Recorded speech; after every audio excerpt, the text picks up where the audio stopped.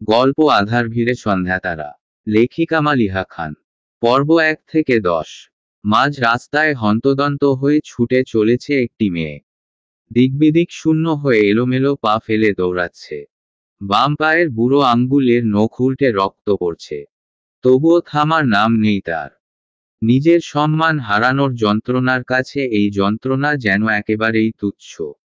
হঠাৎ পায়ের তলায় কাঁচ বিঁধে যাওয়ায় হাঁটুতে ভর দিয়ে পড়ে গেল মেয়েটা। সাথে সাথেই আহ বলে আর্তনাদ করে উঠল। এক হাঁটুতে কাঁচ বিঁধে গেছে। ঘাড় ঘুরিয়ে একবার পেছনে তাকায়। নরপশু গুলা বেশি দূরে না, যে কোনো সময় ধরে ফেলবে। সেই অবস্থায় উঠে ছুট লাগায় মেয়েটা। একটু সামনে একজনকে দাঁড়িয়ে থাকতে দেখা যাচ্ছে। এটাই শেষ ভরসা, আর বেশিক্ষণ দৌড়াতে পারবে না সে। ধ্যানমগ্ন হয়ে ফোনে বেশ জরুরি কথা বলছিল আরিয়ান। হঠাৎই কেউ বুকের উপর ঝাপটে পড়ায় সামনের মানুষটাকে সহই বেসামালভাবে কয়েক কদম পিছিয়ে গেল সে। মেয়েটাকে ধরতে গিয়ে হাতের ফোনটা মাটিতে ছিটকে পড়ে গিয়েছে। মেজাজ তখন তুঙ্গে। রাগী কণ্ঠে ধমকে বলে উঠল, এই মেয়ে, কে আপনি? এসব কেমন অসভ্যতা? জবাবে মেয়েটা তাকে আরো শক্ত করে জড়িয়ে ধরে কাতর কণ্ঠে হাঁপাতে হাঁপাতে বলল, আমাকে বাঁচান, বাঁচান প্লিজ। মেয়েটার এভাবে জড়িয়ে ধরায় আরিয়ান বিরক্ত হয়। বুকে মাথা গুজে রেখেছে তাই চেহারাটাও দেখতে পারছে না সে। রাগ হলেও যথাসম্ভব শান্ত গলায় বলার চেষ্টা করল, কার থেকে বাঁচাব? আর একটা অচেনা পুরুষকে এভাবে জড়িয়ে ধরাটা নিশ্চয় কোন ভালো ঘরের মেয়ের কাজ নয়। ও, ওরা ওরা বলতে বলতেই নিস্তেজ হয়ে গেল মেয়েটা। হাতের বাঁধন আলগা হয়ে এলো তার। তখনই পাশ থেকে কয়েকজনের দৌড়ে আসার শব্দে চকিতে সেদিকে তাকায় আরিয়ান। তিনজন গুন্ডা টাইপের লোক দেখে মুহূর্তেই বিষয়টা মাথায় খেলে যায় আরিয়ানের। মেয়েটা পড়ে যেতে নিলেই এক হাতে আগলে ধরে আরেক হাতে পকেট থেকে দ্রুত নিজের রিভলভারটা বের করে সে। ওর চেহারা দেখে লোকগুলো পালিয়ে যেতে নিলেই তিনজনের পায়ে পরপর মোট 6টা গুলি চালায় সে। একটা গুলিও মিস হয় না। নিমিষেই লোকগুলো লুটিয়ে পড়ে। রক্তে মাখামাখি হয়ে কাতরাতে থাকে। আরিয়ান তোয়াক্কা করে না, এসব তার জন্য স্বাভাবিক। রিভলভারটা পকেটে ঢুকিয়ে মেয়েটার দিকে তাকায়। মেয়েটা সম্পূর্ণ অচেতন। তাকে কোলে তুলে গাড়িতে বসিয়ে বার দুয়েক গালে হালকা করে থাপ্পড় মারে। কাজ হয় না। মেয়েটার সিটবেল্ট বেঁধে দিয়ে গাড়ির দরজা আটকে রাশোতা থেকে ফোনটা তুলে। ডিসপ্লে ফেটে বন্ধ হয়ে গেছে। একটা দীর্ঘ শ্বাস ফেলে আরেকটা ফোন বের করে কাকে যেন কল করে বলে, 4 রাস্তার মোড়ে 3 জন আছে। তুই কয়েকজনকে পাঠায় দে। কন্ডিশন বেশি ভালো না। বলেই ফোনটা কেটে দেয় সে। ড্রাইভিং সিটে বসে মেয়েটার দিকে দৃষ্টি দেয়। অল্পবয়সী মেয়ে, গায়ের রং অতিরিক্ত সাদা, গালে থাপ্পড়ের লাল দাগ স্পষ্ট, ঠোঁটের কোনায়ও জমাট বাঁধা রক্ত, চুলগুলো এলোমেলো, পরনের কামিজের কাঁধের দিকে বেশ অনেকটা অংশ ছেঁড়া, গলায় আঁচড় সাথে হালকা একটু রক্ত সেখানে। বোঝাই যাচ্ছে আঁচড়টা বেশ জোরেই দেয়া হয়েছে, মেয়েটার গায়ে ওড়না নেই। দৃষ্টি সরিয়ে নিল আরিয়ান। গলার আঁচড়ের কারণটাও স্পষ্ট হয়ে উঠল। নিশ্চয়ই ওড়না টানাটানির সময় ধসতাধসতির সময়ই সেটা হয়েছে। প্রচণ্ড রাগ উঠল আরিয়ান। চেহারা লাল হয়ে উঠল। তীব্র বেগে গাড়ি ড্রাইভ করতে লাগল। এটাই তার রাগের বহিঃপ্রকাশ। হঠাৎ চোখ যায় মেয়েটার পায়ের দিকে। হাঁটুর দিকে সাদা পায়জামা রক্তে ভিজে গেছে। হুট করে ব্রেক কষে সে ছোট একটা শ্বাস নিয়ে আলতো হাতে পায়জামাটা হাঁটুর কিছুটা উপর অবধি উঠিয়ে নেয়। একটা বড় কাচের টুকরা বিঁধে আছে। সেখান থেকেই রক্ত গড়াচ্ছে। আরিয়ান চমকে উঠে। এই ক্ষত নিয়ে মেয়েটা দৌড়াচ্ছিল কেমনে? একটানে কাচটা বের করে আরিয়ান। মেয়েটার শরীরটা হালকা কেঁপে উঠে। গড়গড় করে বেরিয়ে আসে রক্ত। দ্রুত নিজের পকেট থেকে রুমাল বের করে বেঁধে দেয় জায়গাটায়। চোখ বন্ধ করে কিছুক্ষণ ভাবে, একে তো এখন হসপিটালে নেওয়া সম্ভব না। ও একটা মেয়েকে নিয়ে হসপিটালে গেছে, তাও এই অবস্থায়। সাংবাদিকরা নিউজ বানাতে 1 মিনিটও দেরি করবে না। কোন নারী জড়িত ঘটনায় সে একদমই জড়াতে চায় না। দীর্ঘশ্বাস ফেলে গাড়ি স্টার্ট দেয় আরিয়ান। গাড়ি নিয়ে সোজা নিজের বাংলোতে ঢুকে যায় আরিয়ান। বের হয়ে মেয়েটাকে পাজাখোলা করে কোলে তুলে নেয়। সে ভিতরে ঢুকতেই সব সার্ভেন্টরা মাথা নিচু করে দাঁড়ায়। কেউ কেউ কৌতূহল দমাতে না পেরে বিস্ফোরিত নয়নে চেয়ে থাকে। আরিয়ানের কোলে মেয়ে। তাদের যেন বিশ্বাসই হচ্ছে না। আরিয়ান গটগট করে নিজের রুমে চলে যায়। বিছানায় মেয়েটাকে শুইয়ে দিচ্ছিল তখনই তাড়াহুড়ো করে রুমে ঢোকে তন্ময়। চিৎকার করে বলে, ভাই আপনি নাকি কোন মেয়েকে নিয়ে আসছেন? আরিয়ানের কানে তালা লেগে যায়। রাগী গলায় বলে, এত জোরে চিল্লানোর কি আছে? তন্ময় নিজেকে সামলে নেয়। একটু এগিয়ে এসে মেয়েটাকে একনজর দেখে বলে, কি হয়েছে উনার? মরে গেছে। আরিয়ান মেয়েটার গলা অবধি চাদর টেনে দেয়। তন্ময়কে পাশ কাটিয়ে আয়নার সামনে যেয়ে হাতঘড়িটা খুলতে খুলতে বলে, গাধাদের মতো কথা বলিস কেন? ম আরিয়ানকে থামিয়ে দিয়ে তন্ময় বলে, গাধা তো কথা বলতে পারে না। Tanmoy, shut up. মেয়েটা মরে গেলে কি আমি নিয়ে আসতাম? অজ্ঞান হয়ে গেছে। তুই কোন ফিমেল ডক্টরের ব্যবস্থা কর। C need treatment. তন্ময় বুঝে ব্যাপারটা গম্ভীর, তাই নিজেও সিরিয়াস হয়ে বলে, আচ্ছা আমি দেখি। শোন। তন্ময় থেমে যায়। ঘুরে বলে, জি বলেন। আরিয়ান একটু ইতস্তত করে বলে, মার্কেট থেকে মেয়েদের একটা জুতা আর একটা ওড়না নিয়ে আসি শত। আচ্ছা ভাই। তন্ময় বেরিয়ে গেলে আরিয়ান দরজা আটকে দেয়। তার বাসায় কোন ফিমেল সার্ভেন্ট নেই। পাশের টেবিল থেকে পানি নিয়ে মেয়েটার মুখে ছিটায়। কোন হেলদল নেই। গায়ের চাদরটা সরিয়ে তার পায়ের কাছে বসে আরিয়ান। উদ্দেশ্য হাঁটুর রুমালটা খুলে দেয়া। তখনই নজরে আসে মেয়েটার পায়ের নখ উল্টে গেছে, তলায় কাচও বিঁধেছে। কিছুক্ষণ সেদিকে তাকিয়ে পাটা নিজের কোলের উপর তুলে আরিয়ান কাচটা বের করে রক্তগুলো হাত দিয়ে মুছে দেয়। যতক্ষণ জ্ঞান না ফিরছে ততক্ষণ মেয়েটার ঠিকানাও জানা যাবে না যে বাসায় পৌঁছে দিবে। জামাকাপড় দেখে বোঝা যাচ্ছে সে কোন সম্ভ্রান্ত পরিবারের মেয়ে। দরজায় টোকা পড়তেই যে দরজাটা খুলে দেয়। একজন মহিলা ডক্টর দাঁড়িয়ে আছে সাথে তন্ময়। আসুন, ভেতরে আসুন। মহিলা ভেতরে যায়। বোঝাই যাচ্ছে সে খুব ভয় আছে। আরিয়ান শান্ত কণ্ঠে বলে, মেয়েটার জ্ঞান ফিরছে না। শরীরে ক্ষত আছে। উনি পালস চেক করে ভীত কণ্ঠে বলে, আপনি যদি একটু বাহিরে যেতেন। Yeah sure.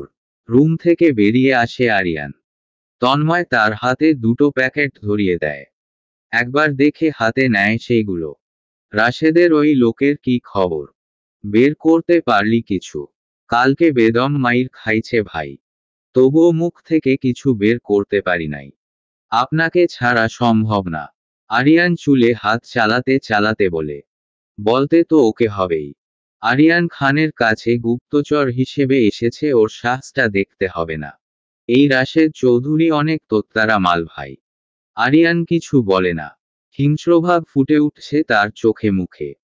প্রতিশোধ নেয়ার ভয়াবহ হিংস্রতা। কিছুক্ষণ পর ডক্টর বেরিয়ে আসে। আরিয়ানকে উদ্দেশ্য করে রোবটের মতো বলে, প্যানিক অ্যাটাক সাথে ব্যথায় জ্ঞান হারিয়েছে উনি। হার্ট রেট খুব ফাস্ট চলছে। কোন কারণে হয়তো প্রচণ্ড ভয় পেয়েছেন। ব্যথার ইনজেকশন দিয়ে দিয়েছি। ড্রেসিংও করে দিয়েছি। 3-4 ঘন্টার মধ্যে জ্ঞান ফিরবে। এখন রেস্ট নিক। শরীর খুব দুর্বল। কিছু হেলদি ফুড খাইয়ে দিয়েন। আর হ্যাঁ, উনার হাঁটুর ইনজুরিটা বেশ গভীর। সেরে ওঠা পর্যন্ত না হাঁটানোই ভালো। আরিয়ান একসাথে এতগুলা কথা শুনে হোঁচটচিয়ে যায়। পরক্ষণেই নিজেকে সামলে নিয়ে বলে, এত রাতে কষ্ট করে এসেছেন। আপনাকে নিরাপদভাবে বাড়িতে পৌঁছে দেয়া হবে। তবে হ্যাঁ, এসব কথা এখানেই ভুলে যান আপনি। জি জি আমি জানি। তন্ময়কে ইশারা করে রুমে ঢুকে যায় আরিয়ান। মেয়েটার বালিশের পাশে ওড়না আর জুতার প্যাকেটটা রেখে দেয়। শার্টে এখনো রক্ত লেগে আছে। কাপড় নিয়ে ওয়াশরুমে ঢুকে যায় সে। 1 ঘন্টার মতো শাওয়ার নিয়ে চুল ঝাড়তে ঝাড়তে বেরিয়ে আসে। বিছানায় একবার চোখ বুলিয়ে নেয়। মেয়েটা কি একটা পরিস্থিতির মধ্য দিয়ে গিয়েছে আজকে। রক্তের খেলার সেরা খেলোয়াড় সে, তবুও আজ মেয়েটার রক্ত দেখে একটু হলেও ঘাবড়ে গিয়েছিল। রুমের লাইটটা অফ করে দিয়ে ব্যালকনিতে গিয়ে দাঁড়ায় আরিয়ান। হাতে জ্বলন্ত সিগারেট। আকাশের দিকে তাকিয়ে একরাশ ধোঁয়া উড়িয়ে রুমে ঢুকে। সাধারণত এই সময় সে ড্রিঙ্ক করে, তারপর কোন এক সময় নেশায় বুঁদ হয়ে ঘুমিয়ে যায়। ঘুমের ওষুধে কাজ হয় না তার। শেষ কবে সাধারণভাবে সে ঘুমিয়েছিল মনে পড়ে না। ল্যাপটপ নিয়ে সোফায় বসে আরিয়ান অন করে কাজে ব্যস্ত হয়ে পড়ে। আজ ড্রিঙ্ক করবে না। রুমে যথেষ্ট সুন্দরী, আবেদনময় একটা মেয়ে আছে। নেশাগ্রস্ত অবস্থায় ভুল কিছু হয়ে যাওয়া খুবই জেনারেল ব্যাপার। তবে নর্মালি তার নিজের উপর যথেষ্ট কন্ট্রোল আছে। অন্তত এই ব্যাপারে তো অবশ্যই। রাত প্রায় 3:30। আধোভাবে চোখ মেলল মায়া। আশেপাশে তাকিয়ে কিছুই বুঝল না। সব অন্ধকার। তাহলে কি ওই লোকটা তাকে বাঁচায়নি? গায়ের চাদর সরিয়ে উঠে বসছিল তখনই রুমের আলো জ্বলে উঠল। চমকে গেল ও। আলোটা চোখে ছয় আসতেই পিটপিট করে তাকালো। আরিয়ান দ্রুত এগিয়ে আসে। মায়া ভয়ে সিটিয়ে যায়। আরিয়ান মায়ার ভীত চেহারার দিকে তাকিয়ে বিচলিত হয়ে পড়ে। কি দিয়ে কথা শুরু করবে ভেবে পায় না। এতটা সময় সে মানুষ মারার আগেও নেয় না। মায়া মাথা নিচু করে আছে। আরিয়ান নরম গলায় বলে, ভয় পেও না। ইউ আর সেফ নাও। মায়া এক নজর আরিয়ানের দিকে তাকায়। আবারও মাথা নিচু করে ফেলে। লোকটার কণ্ঠটাই কেমন যেন গম্ভীর। সে কাপা গলায় বলে, আমি এখন কোথায়? You don't know me. আমাকে চেনো না। মায়া দুই পাশে মাথা নাড়ায়। অর্থাৎ সে চেনে না। আরিয়ান অবাক হয়।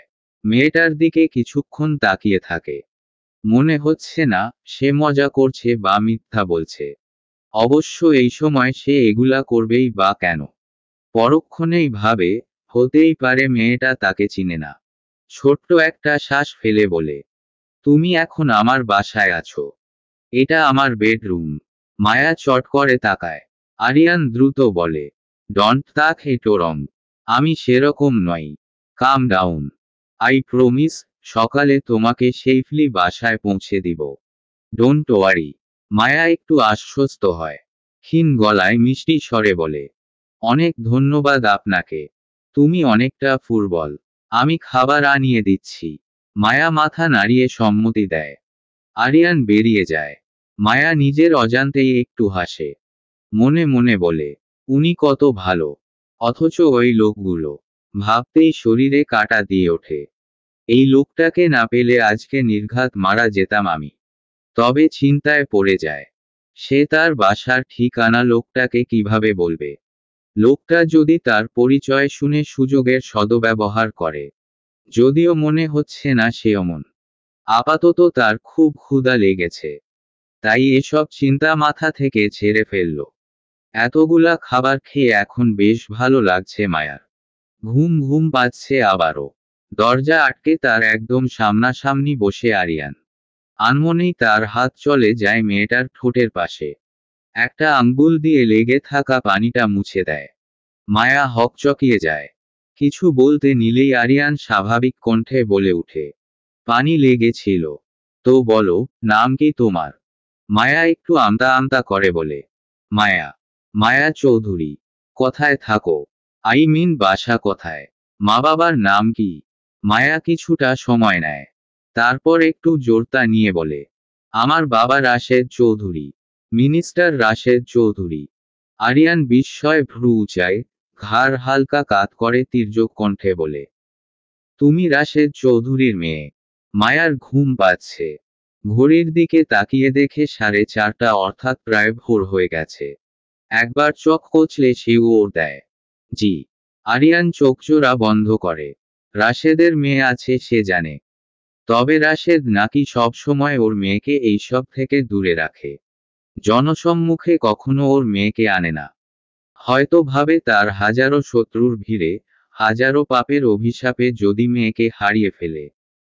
হতে পারে এই মেয়েই তার সবচেয়ে বড় দুর্বলতা। তাই এ নিয়ে সেও বেশি মাথা ঘামাত না। তার শত্রুতা রাশেদের সাথে, ওর মেয়ের সাথে তো নয়। আর তার মতে দুর্বলতায় কেবল দুর্বল ব্যক্তিরাই আঘাত করে। দুর্বলতার সুযোগ নিয়ে জেতার চেয়ে হেরে যাওয়াও শ্রেয়। মায়া ছোট্ট করে একটা হাই তুলে মুখের সামনের চুলগুলো ঘাড়ের পিছে দিয়ে দেয়। ছেঁড়া জামাটা সে খেয়াল করেনি। ফলস্বরূপ উন্মুক্ত হয়ে যায় ফর্সা কাঁধ। চোখ খুলে সর্বপ্রথম আরিয়ানের দৃষ্টি যায় সেদিকে। শহির হয়ে যায় মণিগুলো। মায়া আবারও হাই তুলে। ঘুম ঘুম চোখগুলোতে চোখ পড়তেই চট করে ওঠে দাঁড়ায় আরিয়ান। লাইট নিভিয়ে দিয়ে বলে, ঘুমিয়ে পড়ো, আমি এখানেই আছি। মায়া মাথা নাড়িয়ে শুয়ে পড়ে। ঘুম পেলে তার হুঁশ থাকে না। কিছু সময়ের মধ্যেই গভীর ঘুমে বিভোর হয়ে যায় সে। আরিয়ান ফোনটা হাতে নিয়ে ব্যালকনিতে চলে যায়। ভোরবেলা বেশ স্নিগ্ধ পরিবেশ থাকে। আজকের ভোরটা যেন একটু বেশি স্নিগ্ধ। কিছুক্ষণ ফোন ঘাটাঘাটি করে একটা চিরপরিচিত নাম্বারে কল দেয় সে। M-M-M-M-M-M। মেয়ে চিন্তায় পাগল প্রায় রাশেদ চৌধুরী। কাল সন্ধ্যা থেকে নিখোঁজ তার মেয়ে। কোন জায়গায় খোঁজ করা বাদ দেয়নি। অতিরিক্ত অনুরোধের কারণেই মেয়েকে বাইরে যাওয়ার অনুমতি দিয়েছিল সে। সঙ্গে যথেষ্ট নিরাপত্তার ব্যবস্থাও করেছিল। একটা জরুরি কাজে আটকে গিয়েছিল, নয়তো সে নিজেই যেত মেয়ের সাথে। এখন আফসোস হচ্ছে কেন সে গেল না। সচরাচর মেয়েকে বাইরে যেতে দেয় না রাশেদ। কখন কোন শত্রু কি করে ফেলবে। মেয়েকে একরকম লুকিয়েই রাখে সে। কাল খুব অনুরোধ করছিল বান্ধবীর বাসায় যাবে, তাই মেনে গিয়েছিল সে। মেয়ের মুখের দিকে তাকিয়ে না করতে পারেনি। সব ঠিক কি ছিল, তবে সন্ধ্যার দিকে ফোন দিয়ে দেখে মায়ার ফোন অফ। এমনকি তার সাথে পাঠানো বডিগার্ডদের ফোন অফ। তখনই ভয়টা জেঁকে বসে তার। তারপর খোঁজ নিয়ে জানতে পারে, যেখানে মায়া গিয়েছিল সেখান থেকে ফেরার পথের রাস্তায় গাড়িতে ড্রাইভার ছিল মৃত অবস্থায়। আর বডিগার্ডরা গাড়ির বাইরে, তবে তারাও মৃত ছিল। মায়া ছিল না সেখানে। হঠাৎ কল আসায় চমকে উঠে সে। ভাবনায় ভাটা পড়ে তার। অতি প্যানিকে নাম্বার না দেখেই ফোন তুলে সে। ওপাশের মানুষটার কথা না শুনেই ক্ষিপ্ত কণ্ঠে বলে, হ্যালো, কে? কি হয়েছে? রাশেদের এমন উদ্বিগ্ন কণ্ঠে বেশ মজা পেল আরিয়ান। তথাপি একটু ব্যঙ্গ করে বলল, নাম্বারটা দেখে তো ফোনটা তুলবি। কখন কে ফোন দেয় একটু নজরে রাখা উচিত। আরিয়ানের কণ্ঠ শুনে রাগে ফেটে পড়ে রাশেদ চৌধুরী। এ সময় নিশ্চয় তার সাথে রসিকতা করতে ফোন দেবে না আরিয়ান। তার সকল ধ্যানধারণা কেবল একটা দিকেই ইঙ্গিত করে, তা হল তাদের শত্রুতার জের ধরে আরিয়ানই মায়াকে কিডন্যাপ করেছে। তীব্র জেদ নিয়ে সে চিৎকার সমতুল্য কণ্ঠে বলে, মায়া, মায়া তোর কাছে। তুই কিডন্যাপ করেছিস মায়াকে। মেয়ের জন্য চিন্তাটা রাশেদ চৌধুরীর কণ্ঠেই প্রকাশ পাচ্ছে। তাচ্ছিল্যর সৌরে হাসে আরিয়ান। তারপর যথেষ্ট গাম্ভীর্য রেখে বলে, প্রথমটা ঠিকই ধরেছিস। হ্যাঁ, তোর মেয়ে আমার কাছেই আছে। তবে দ্বিতীয় ধারণাটা ভুল। আরিয়ানের কথার মাঝেই গর্জে উঠে রাশেদ।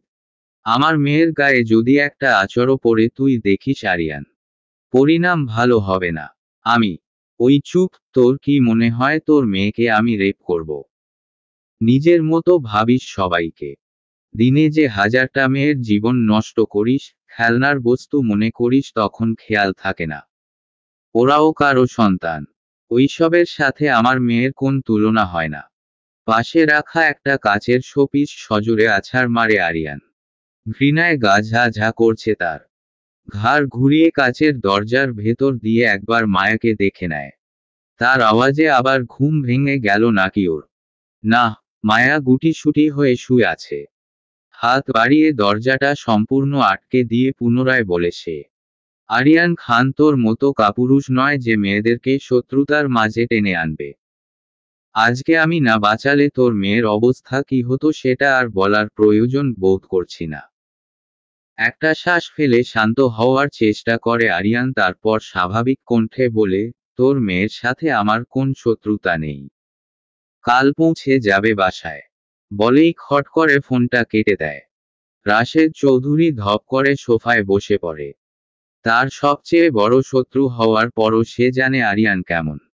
একবার যখন আরিয়ান বলেছে তার মেয়ের কোনো ক্ষতি হবে না, মানে হবে না। তার সিদ্ধান্তে সবসময় অনড় থাকে আরিয়ান। এজন্যই শত্রু হিসেবেও আরিয়ানকে পছন্দ তার। এ যেন বাঘে বাঘে লড়াই। রুমে যায় আরিয়ান। একদৃষ্টিতে মায়ার ঘুমন্ত মুখের দিকে কিছুক্ষণ তাকিয়ে থাকে। ভাবে, রাশেদ চৌধুরীর মতো জঘন্য একটা লোকের মেয়ে এতটা ইনোসেন্ট কিভাবে হতে পারে। কি নিষ্পাপ, মায়াবী হয়ে ঘুমিয়ে আছে। এম। সকালে ঘুম ভাঙে মায়ার। আড়মোড়া ভেঙে উঠে বসে সে। তখনই রুমে প্রবেশ করে আরিয়ান। তার পরনে ফর্মাল গেটআপ। মায়াকে বসে থাকতে দেখে সে এগিয়ে যায়। প্যাকেট থেকে ওড়নাটা বের করে মায়ার কোলের ওপর রেখে হালকা কেশে বলে, পরে নাও। মায়া কিংকর্তব্যবিমূঢ় হয়ে তাকায়। এতটা সময় সে এই অবস্থায় ছিল অথচ তার খেয়ালই নেই। এত গাধা কেন ও? লোকটা না জানি কি ভাবছে। লজ্জায় লাল হয়ে দ্রুত ওড়নাটা গায়ে জোরালো। আরিয়ান তখন আয়নার সামনে দাঁড়িয়ে ঘড়ি পড়ছে। এলোমেলো চুলগুলো হাতখোপা করতে করতে বিছানা থেকে নেমে এক পা ফেলতে নিলেই হাঁটুর ব্যথায় ককিয়ে উঠে মায়া। পড়ে যেতে নিলেই শক্ত হাতে তাকে ধরে ফেলে আরিয়ান। এক হাত কোমরে আর এক হাত হাতের বাহুতে। তাকে বিছানায় বসিয়ে দিয়ে ধমকে উঠে বলে, একা উঠতে গেলে কেন? জানো না পায়ে ক্ষত? স্টুপিড। আরিয়ানের রাম ধমকে ফুপিয়ে উঠে মায়া।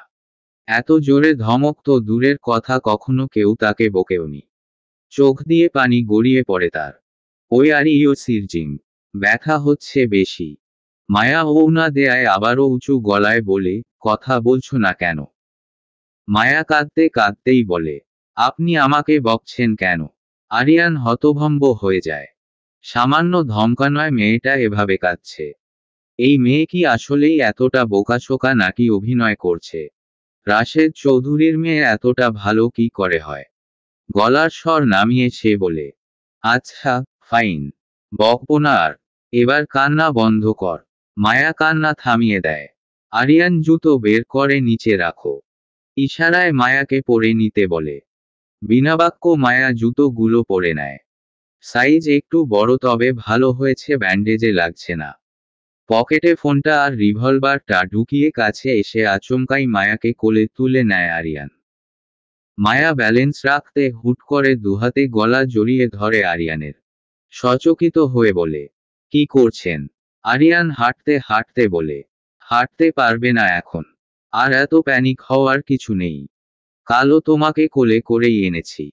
উড়ে উড়ে আসো নাই। মায়া চুপ হয়ে যায়। কথার পিঠে বলার মতো কিছু খুঁজে পায় না। তবে অস্বস্তি হয় তার। ঘোর অস্বস্তি। আরিয়ান এসে গাড়িতে বসিয়ে দেয় তাকে। নিজেও তার পাশে বসে ড্রাইভারকে গাড়ি স্টার্ট দিতে বলে। তন্ময় বসেছে ড্রাইভারের পাশে। আরিয়ান আর মায়াকে দেখে মুচকি হাসে সে। আরিয়ান তখন ফোনে ব্যস্ত। জামাকাপড় টেনে ঠিক অঠাক হয়ে বসে মায়া। তাকিয়ে থাকে জানালার বাইরে।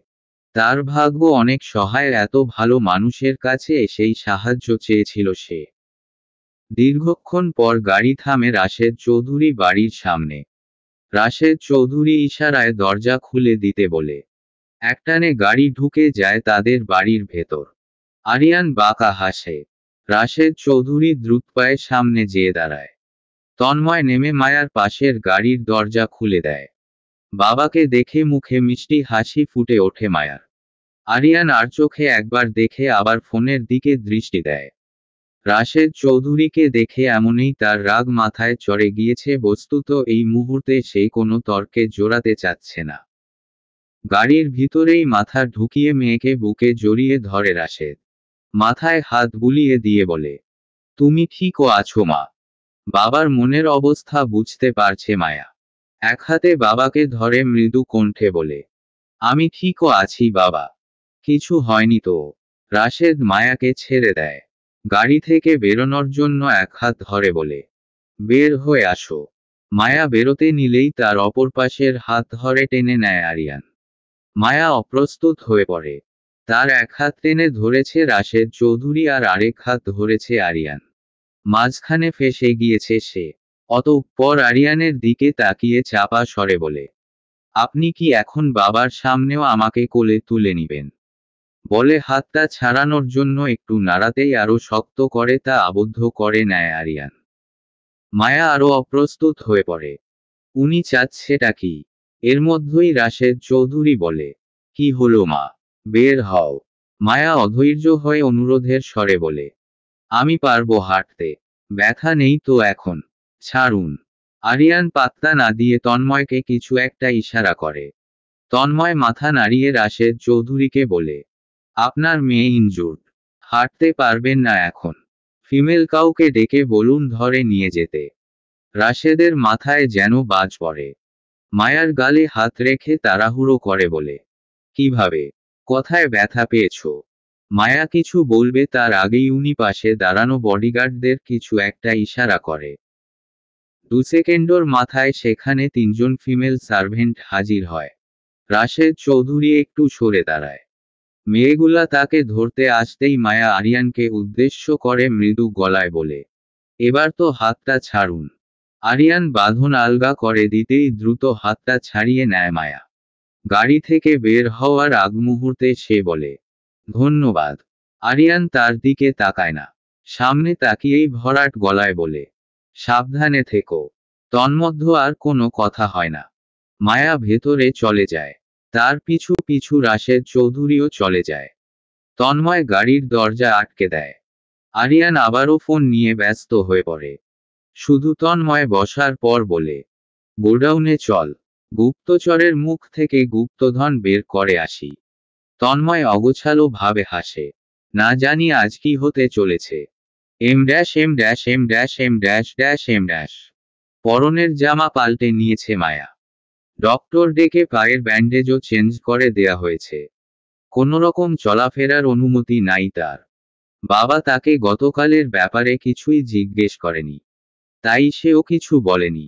নিজের বেডে শুয়ে আছে মায়া। আবারও সেই বন্দি জীবন। আগে তো যাও পুরা বাসায় ঘোরাফেরা করতো, এখন পানা সারা পর্যন্ত বিছানায় থাকতে হবে। যদিও বাসা থেকে বের হলেও একরকম বন্দিই থাকে সে। সব সময় সাথে থাকে এতগুলা বডিগার্ড।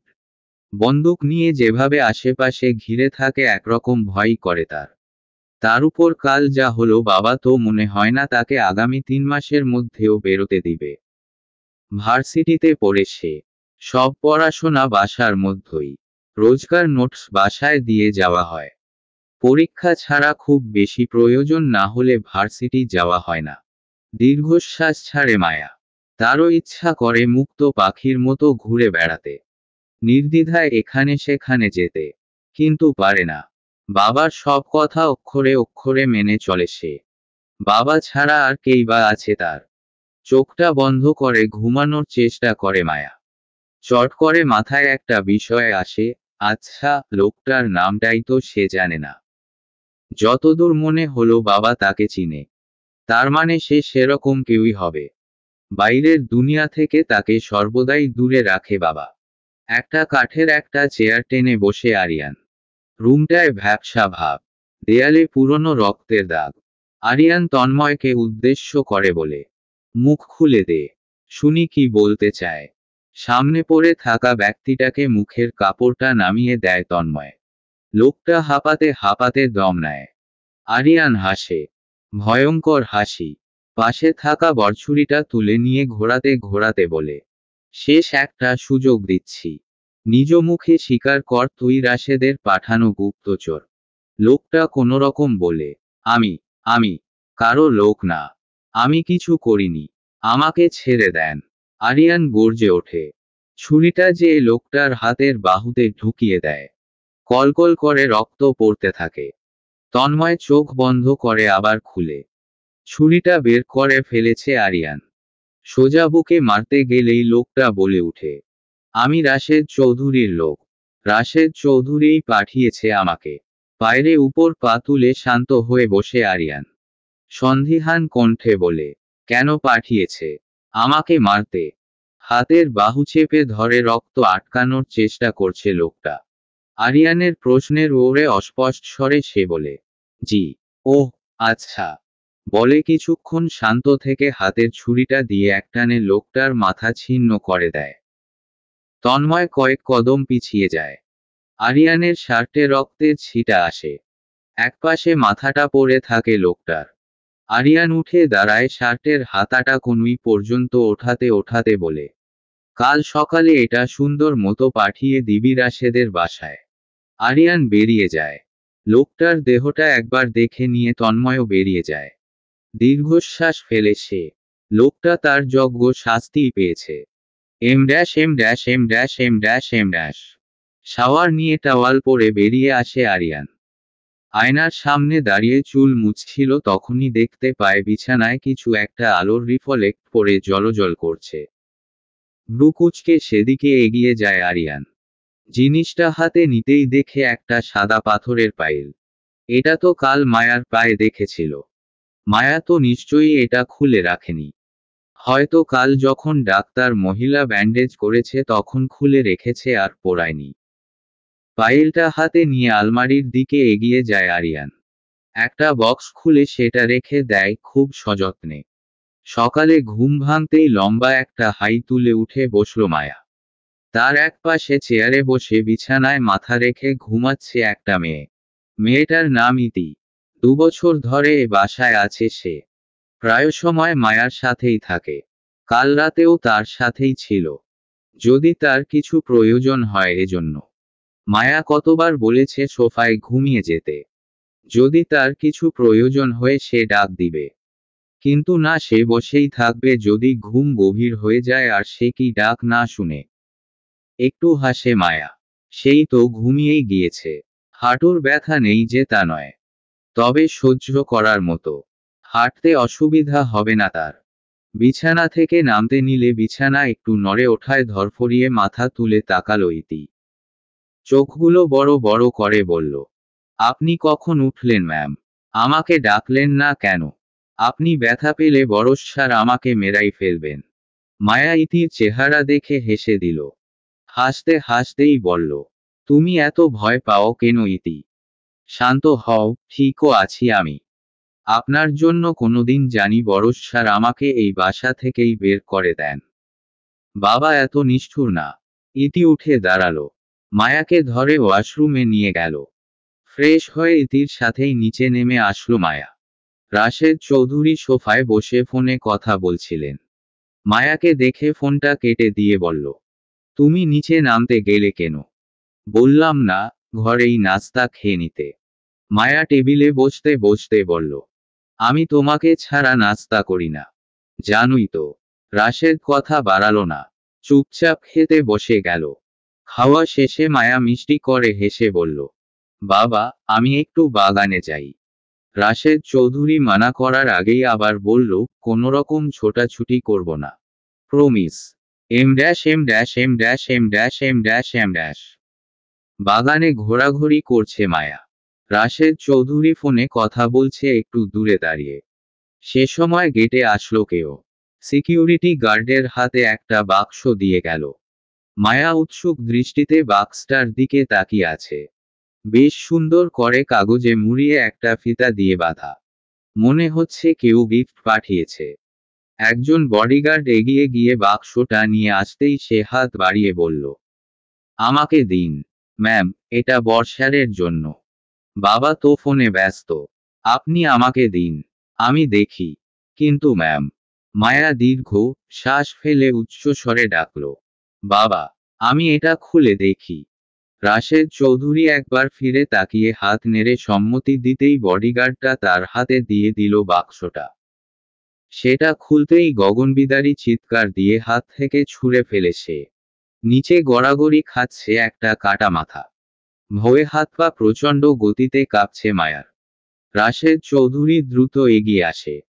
মাথাটার দিকে কিছুক্ষণ স্তব্ধ দৃষ্টিতে তাকিয়ে থাকে।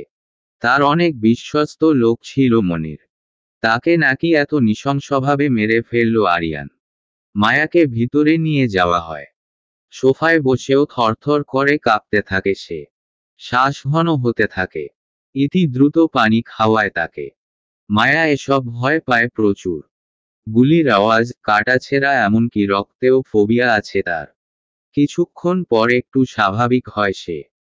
শুধু একটা জিনিসই মাথায় ঘুরপাক খেতে থাকে, মানুষ কতটা নৃশংস, নির্মম পাষাণ হলে এমনটা করতে পারে। যে এই কাজটা করেছে সে নিজে কতটা ভয়ঙ্কর ভাবতেই ভয় করছে মায়ার। এম। অফিসে বসে নিজের কেবিনে ফাইল দেখছিল আরিয়ান। পাশে ধোয়া উঠা কফির মগ, সেটাই বারবার চুমুক দিচ্ছে। চোখ দুটো লাল হয়ে আছে। তরুণ বয়সে সফল বিজনেসম্যান হওয়ার সুবাদে বেশ নামখ্যাতি আছে তার। রাজনৈতিক অবস্থানও বেশ দৃঢ়। পিনপতন নীরবতা অফিসে। তার ভয় তটস্থ থাকে সবাই। দরজায় নক হওয়ার শব্দে মাথা না তুলেই সে বলে, কাম ইন। তন্ময় ঢুকে। আরিয়ান একচোট তাকিয়ে আবার কাজে ব্যস্ত হয়ে পড়ে।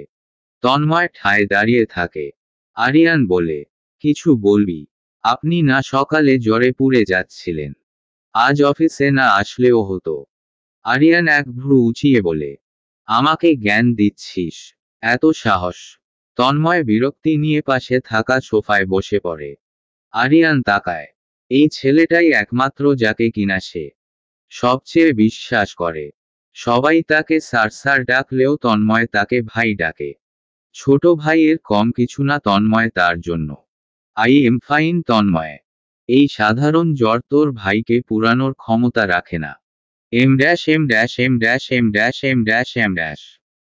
2 দিন পর রাশেদ চৌধুরীর বাসায় আজ রাতের পার্টির আয়োজন করা হচ্ছে।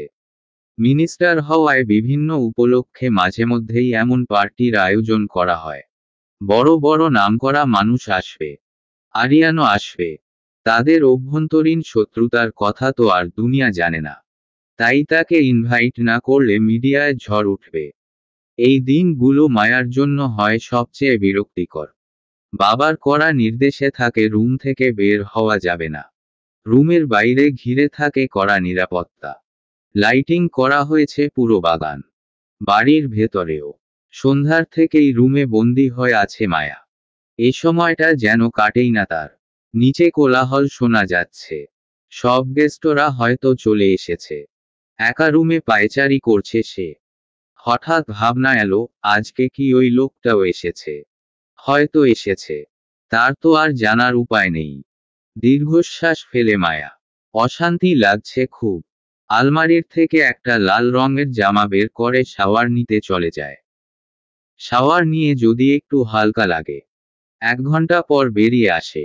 ঠান্ডা পানি দিয়ে গোসল করাই পুরো শরীর বরফ ঠান্ডা হয়ে আছে। আয়নার সামনে দাঁড়িয়ে নিজের জামাটা ঘুরে ফিরে দেখে। এই জামাটা তার অনেক বেশি পছন্দের। নিজে নিজেই হাসে মায়া। প্যাঁচানো তোয়ালেটা খুলে নিয়ে ভেজা চুলগুলো মুছতে থাকে। হঠাৎ গুলির আওয়াজে থেমে যায় তার হাত। আবারও গুলির আওয়াজ হয়। তোয়ালেটা রেখে আধভেজা চুল নিয়েই সে দরজা খুলে। বাইরে অনেকগুলো বডিগার্ড দাঁড়িয়ে আছে। সবার হাতেই বন্দুক। মায়াকে দেখে তারা মাথা নিচু করে। একজন এগিয়ে এসে ব্যস্ত গলায় বলে, ম্যাম আপনি ভেতরেই থাকেন প্লিজ। মায়া আতঙ্কিত কণ্ঠে বলে, নিচে কি হচ্ছে? বাবা কোথায়? কেউ হামলা করেছে বোধহয়। আমরা তো এখানে তাই বর্ষারের কথা বলতে পারছি না। আপনি রুমে থাকুন ম্যাম। ভয় পাবেন না। মায়ার মাথা কাজ করা বন্ধ করে দিয়েছে। কয়েকজনের দৌড়ে আসার শব্দ হয় নিচ থেকে। ম্যাম প্লিজ রুমে যেয়ে ভেতর থেকে দরজা আটকে দিন। Please ma'am. মায়া ভেতরে যেয়ে ধুম করে দরজা লক করে দেয়। ভয়ে গলা শুকিয়ে গেছে তার। তার রুমের বাইরেই গোলাগুলির শব্দ হচ্ছে। জোরে জোরে শ্বাস নেয় মায়া। হঠাৎ রুমের লাইট অফ হয়ে যায়। দরজা ভাঙার শব্দ আসে কানে। অন্ধকার রুমে ভয়ে জমে আছে মায়া। একটা ছায়ামূর্তি যে তার দিকেই এগিয়ে আসছে বেশ বুঝতে পারছে সে। গটগট পায়ের শব্দ তুলে ক্রমশ কাছে এসে ধারালো কিছু চেপে ধরে তার গলায়। ফুপিয়ে উঠে মায়া। লোকটা কর্কশ কণ্ঠে বলে, একদম শব্দ করবি না। চুপচাপ আগে চল। বলেই বিশ্রীভাবে হাসে লোকটা। মনে মনে ভাবে এরে আজকে নিতে পারলে তার আর কোনোদিন টাকার অভাব হবে না। মায়ার বিনিময়ে বেশ মোটা অঙ্কের টাকা পাবে সে। এজন্যই তো এত প্ল্যান, হামলা। মায়া এক পা আগে বাড়াতেই হঠাৎ গুলির শব্দে আঁতকে উঠে। সঙ্গে সঙ্গেই পিছনের লোকটা লুটিয়ে পড়ে। মায়া পিছনে তাকায়। লোকটা মরে গেছে। অন্ধকারেও সেই বুঝতে পারে পায়ের নিচে তাজা রক্ত। মাথা চক্কর দিয়ে উঠে সামনে তাকানোর আগেই কেউ একজন এক হাতে কোমর পেঁচিয়ে তাকে বুকে টেনে নিয়ে অস্থির কণ্ঠে বলল, ইউ ওকে? কোথাও লাগেনি তো? কণ্ঠটা চেনে মায়া। এটা আরিয়ান। চরম ভরসায় দুহাতে আরিয়ানকে ঝাপটে ধরে মায়া। এতটা জোরে ধরেছে যেন আরিয়ানের শার্ট ভেদ করে নখ গেঁথে যাচ্ছে পিঠে। আরিয়ান কিছু বলে না। মেয়েটার শরীরের কাঁপুনি জানান দিচ্ছে ঠিক কতটা ভয় পেয়েছে সে। বন্দুক হাতেই সে মায়ার পিঠে আলতো করে হাত রাখে। মায়ার ভেজা চুলের পানিতে ভিজে যায় হাত। ঘর তখনও অন্ধকার। এমনকি সারা বাড়ি অন্ধকার। গোলাগুলির শব্দ থেমে গেছে। আরিয়ান আস্তে করে বলে, আমি একটু বাইরেটা দেখে আসি। মায়া কান্না মিশ্রিত কাপা কাপা কণ্ঠে বলে, না প্লিজ, যাবেন না। আচ্ছা যাব না। কাঁদে না। বন্দুকটা পকেটে ঢুকিয়ে ফোন বের করে তন্ময়কে কল দিতে গেলেই লাইট জ্বলে উঠে। দরজা দিয়ে তাকিয়ে দেখে সারা বাড়িতেই আলো চলে এসেছে। সে সময় তন্ময় হুড়মুড় করে ঢুকে আরিয়ানের বেষ্টনীতে আবদ্ধ মায়াকে এক নজর দেখে। তারপর চোখ যায় ফ্লোরে পড়া লোকটার মৃতদেহের দিকে। আরিয়ান বাইরের পরিস্থিতি জিজ্ঞেস করে। তন্ময় ধীর কণ্ঠে বলে, পুলিশ এসেছে ভাই। গেস্টরা সব চলে গেছে। কিন্তু হামলাকারীরা জীবিত নাই কেউ। সব মরে গেছে। তাদের লাশ নিয়ে যাচ্ছে। আরিয়ান ইশারায় রাশেদ চৌধুরীর কথা জিজ্ঞেস করে। তন্ময় তার কাছে এসে ফিসফিসিয়ে বলে, হসপিটালে নিয়েছে। হাতের পাশ ঘেঁষে গুলি লেগেছে। সেটা অ্যাক্সিডেন্টালি। গুরুতর কিছু নয়। বোঝাই গেছে তাকে মারার উদ্দেশ্য ছিল না লোকগুলোর। আরিয়ান মাথা নাড়ায়। সে নিজেও বুঝেছে লোকগুলো মায়ার জন্যই এসেছিল। কারণ লোকগুলো কাউকেই গুলি করেনি বা কোন ক্ষতি করেনি। যখন সবাই গুলির শব্দে আতঙ্কিত তখন ওদের মধ্যর কয়েকজনকে উপরের দিকে ছুটতে দেখেই তাদের পিছে দৌড়ে এসেছিল সে। আস্তে আস্তেই পুরো বাড়ি অন্ধকার হয়ে যায়। তখনই বুঝেছিল সবার অগোচরে মায়ার ক্ষতি করাই তাদের মূল উদ্দেশ্য। কিন্তু এত সিকিউরিটির মধ্যে তারা ঢুকলো কিভাবে সেটা আসলেই ভাবার বিষয়। কয়েকজন এসে লোকটার লাশ নিয়ে যায়। তন্ময় তাদের সাথেই বাইরে যায়। আরিয়ান মায়ার দিকে তাকায়। মেয়েটা এখন শান্ত। চুলের পানিতে পিঠের জামা ভিজে একাকার। সে কোমর থেকে হাত সরায়। বাহু ধরে আলতো হাতে ছাড়িয়ে নেয়। বিছানায় বসিয়ে দিয়ে নিপুণভাবে পর্যবেক্ষণ করে। ফর্সা চেহারা ভয় রক্তিম আভা ধারণ করেছে, চুল বেয়ে টপ টপ করে পানি পড়ে সারা মুখে শুভ্রতা ছড়িয়ে দিচ্ছে, লাল জামায়, ভেজা চুলে অসম্ভব আবেদনময় লাগছে মেয়েটাকে। আরিয়ান হাত বাড়িয়ে মুখের সামনের চুলগুলো কানের পিছে গুজে দেয়। মায়ার ঠোঁট কাঁপছে। হয়তো ভেজা জামায় ঠান্ডা লাগছে। আরিয়ান পাশের তোয়ালেটা হাতে দিয়ে বলে, চুল মুছে নাও। ভিজে যাচ্ছ। ঠান্ডা লেগে যাবে। মায়া একবার তোয়ালেটা দেখে। তারপর মাথা উঠিয়ে আরিয়ানের চোখে চোখ রেখে বলে, বাবা কোথায়? আরিয়ান নির্দ্বিধায় তার গালে হাত রাখে। একটু আশ্বস্ত ভরা কণ্ঠে বলে, তোমার বাবা আছে। ব্যস্ত হয়তো। চিন্তা করো না। মায়া চোখ নামিয়ে নেয়। আরিয়ান গালে রাখা হাত সরিয়ে ফেলে। মেয়েটার নামের মতো তার চেহারাও রয়েছে অদ্ভুত মায়া। হঠাৎ ইতি দৌড়ে আসে। এতক্ষণ সে নিচে ছিল। পুলিশের ভয়ে উপরে আসার সাহস হচ্ছিল না। রুমে এসে আরিয়ানকে দেখে কিছুটা দমে গেলেও অস্থিরভাবে বলে, ম্যাম আপনি ঠিক আছেন? মায়া তার দিকে তাকিয়ে উপর নিচে মাথা নাড়ায়। আরিয়ান ইতিকে উদ্দেশ্য করে বলে, ওর ড্রেস চেঞ্জ করে মাথা মুছিয়ে দাও। তারপর ইতির কাছে এগিয়ে এসে ধীর গলায় বলে, রাশেদ চৌধুরীর কথা ওকে বলো না। প্যানিক হয়ে যাবে। আর ঘুমের ওষুধ খাইয়ে দিও। She will be ওকাই। ইতি মাথা নাড়ায়। অতঃপর বাইরে বেরিয়ে যায় আরিয়ান। ইতি দরজা আটকে দেয়। মাঝরাতে বাড়ি ফিরে রাশেদ চৌধুরী। হাতে ব্যান্ডেজ করা হয়েছে। এসেই আগে মায়ার রুমে যায়। মেয়েকে গভীর ঘুমে আচ্ছন্ন দেখে স্বস্তির শ্বাস ফেলে। তবুও একটা চিন্তা থেকেই যায়। কোনোরকম শব্দ না করে বেরিয়ে আসেন। দরজার বাইরেই দাঁড়িয়ে ছিল তার পি এ আজিজ। তিনি বের হতেই সে হেসে বলে, মায়া ম্যাম ঠিকও আছেন স্যার। আমার মনে হয় না তারা ম্যামের ক্ষতি করতে এসেছিল। আপনি ভুল ভাবছেন। রাশেদ চৌধুরী চোখ গরম করে তাকায়। আজিজের মুখের হাসি দপ করে নিভে যায়। কাচুমাচু করে সে। Em dash em dash em dash em dash em dash. গাড়ি ড্রাইভ করছে তন্ময়। পাশের সিটে চোখ বন্ধ করে মাথা এলিয়ে বসে আছে আরিয়ান। রাত অনেক গভীর। ফাঁকা রাস্তায় ফুল স্পিডে চলছে গাড়ি। রাশেদ চৌধুরীর বাসা থেকে বেরিয়ে একটা জরুরি কাজে গিয়েছিল তারা। সেখান থেকে ফিরতেই দেরি হয়েছে। প্রকৃতিতে পিনপতন নীরবতা। সেই নীরবতা ভেঙে তন্ময়ই বলল, ভাই। তাকালো না আরিয়ান। চোখও খুলল না। সেভাবেই বলল, বল। অন্য কেউ হলেও এমনটাই করতেন। কেমনটা? রাশেদ চৌধুরীর মেয়েকে যেভাবে বাঁচালেন, যেভাবে উনাকে আগলে রেখেছিলেন, হয়তো করতাম। আমার মনে হয় না। তাহলে তোর কি মনে হয়? সেটা আপনি ভালো করেই বুঝতে পারছেন। আরিয়ান হাসে। বিড়বিড় করে বলে, মেয়েটা খুবই সহজ সরল। ওর বাবার নোংরা দুনিয়ায় টিকে থাকতে পারবে না। বুঝলি? এটা আমার প্রশ্নের ও নয়।